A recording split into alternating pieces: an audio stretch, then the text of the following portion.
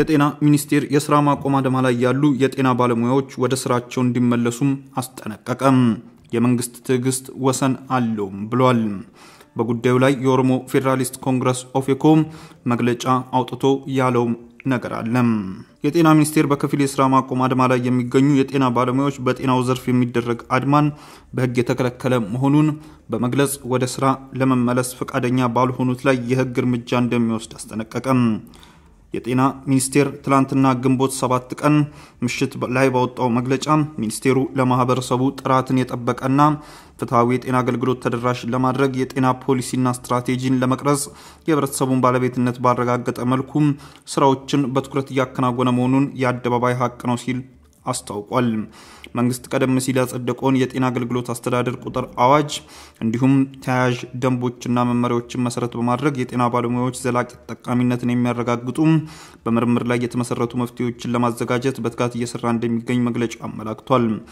መቼምና በምንም ሁኔታ መቋረጥ ከሌለባቸው ማህበራዊ አገልግሎቶች አንዱ የጤና አገልግሎት ነው ያለው ሚኒስቴሩ ባለፉት ቀናት በመላ ሀገሪቱ በሚገኙ የጤና ተቋማት እንደወትሮ ሁሉ መደበኛ የጤና አገልግሎቶችን ያለምንም መቆራረጥና ማስተጓጎል እየተሰጡ ይገኛሉ ብሏል።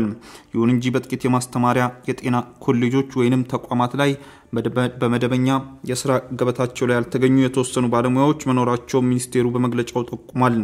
ከነዚህ የጤና ባለሙያዎች መካከል ብዙሃኖቹ በሐሰተኛ መረጃ የተወናበዱ ሲሆኑ ጥቂቶቹ ደግሞ ጥፋትን ዓላማ ያደረጉ ናቸው ሲል ወቅሷል።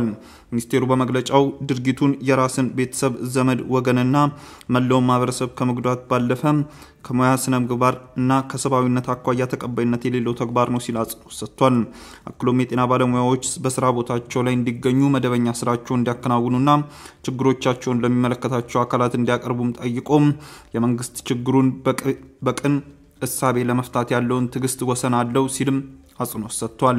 ሚኒስቴሩ የጤና ባለሙያዎች የሙያ ቃል ኪዳናቸውን ሊጠብቁ ይገባል ያለ ሲሆን እንዲሁም በስራ ቦታቸው ላይ የሚገኙና በጤና ተቋማት ውስጥም ሆነ ከውጭ ሁከትና ብጥብጥን የሚፈጥሩት ላይ አስፈላጊውን የህግ እርምጃ ሊወስዳል ሲል አስጠንቅቋል። የድርጅቱ የምስራቅና ደቡባዊ አፍሪካ ቀጠና ጽህፈት ቤት በተለይ ለአዲስ ስታንዳርድ በላከው መግለጫ የጤና ባለሙያዎች ላይ የተወሰደው እርምጃ ብቸኛ ክስተት ሳይሆን የሰብአዊ መብት ተሟጋቾችና ጋዜጠኞችን ኢላማ ማድረግ ጨምሮ ባለስልጣናትና በተደጋጋሚ ተቋሚዎች ላይ የሚወሰዱ እርምጃዎችም ሰፊ አካል ነው ብሏል። አምኒስቲ የጤና ባለሙያዎች ማህበር ፕሬዝዳንት ዮናታን ዳኛው ግንቦት 4 ቀን ተይዘው እስካሁን እስር ላይ እንደሚገኙ ከማህበረሰቡ የደረሰው መረጃ እንደሚያመላክት ገልጿል። ድርጅቱ የጤና ባለሙያዎች የሐሳብን በነጻነት መግለጽና ሰላማዊ እንቅስቃሴ ማድረጋቸውን ባለስልጣናት እያደረሱባቸው ያለውን ማንገላታት እንዲያቆሙ እና ዮናታንና ሌሎች በዘፈቀደ የታሰሩ ሁሉንም የህክምና ሰራተኞች በአስቸኳይ እንዲፈቱም ጥሪ አቅርቧል። አምኒስቲ ይህንን ያለው የጤና ባለሙያዎች በከፊል በሀገር አቀፍ ስራ ማቆም አድማ እያደረጉ ባለበት ወቅት እየተፈጸመባቸውን ያለውን እስር መቀጠሉን ተከትሎ ነው። ማክሰኞ ዕለት የተጀመረው በከፊል ስራ ማቆም አድማ ፍትሃዊ ደሞዝ ክፍያና የተሻሉ ጥቅማ ጥቅሞች እንዲፈጸምላቸው የሚጠይቅ የተቀናጀ እንቅስቃሴ አካልም ነው። ይህንን ተከትሎ በበርካታ የሀገሪቱ አካባቢዎች የጤና ባለሙያዎች ላይ እስር እየተፈጸመ መሆኑን ባለሙያዎቹ ለአዲስ ስታንዳርድ ገልጿል። ለአብነትም በሲዳማ ክልል በለኩ ከተማ የለኩ አጠቃላይ ሆስፒታል የማህፀን ጽንስ ስፔሻሊስት ዶክተር ደረጀ ረቡዕ ግንቦት 6 ቀን በጸጥታ አካላት መያዛቸውን የቤተሰብ አካል ለአዲስ ስታንዳርድ ተናግሯል። ረቡዕ 8 ሰዓት አካባቢ ቀዶ ጥገና አከናውኖ ሆስፒታሉ ውስጥ ወደሚገኘው መኖሪያ ቤቱ ከገባ በኋላ 11 ሰዓት ሲሆን የታጠቁ አካላት ይዘውት እንደሄዱ የቤተሰብ አባሉ አክለው ገልጿል።